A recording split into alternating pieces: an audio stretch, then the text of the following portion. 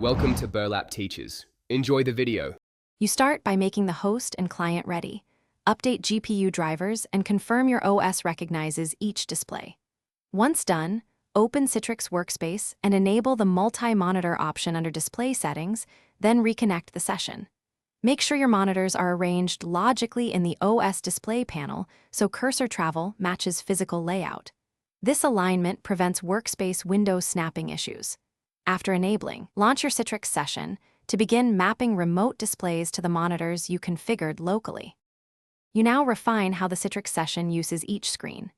In Session Display Settings, let you pick all monitors or select specific displays. Choose the option that matches your workflow. Adjust remote resolution and DPI scaling to match the local monitor values because mismatches cause blurry text and missized windows. If toolbars or menus disappear, switch to windowed mode and stretch the window across displays. Make sure to save these settings so future sessions recall the correct multi-monitor configuration. You finish by verifying persistence.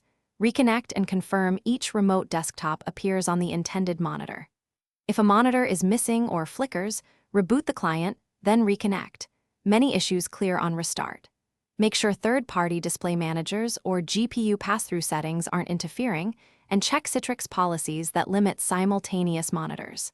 If problems persist, reduce resolution or disable scaling temporarily to isolate the fault. One key tip: always test changes with a short session before doing extended work. Thanks for watching. Consider subscribing if this video helped you.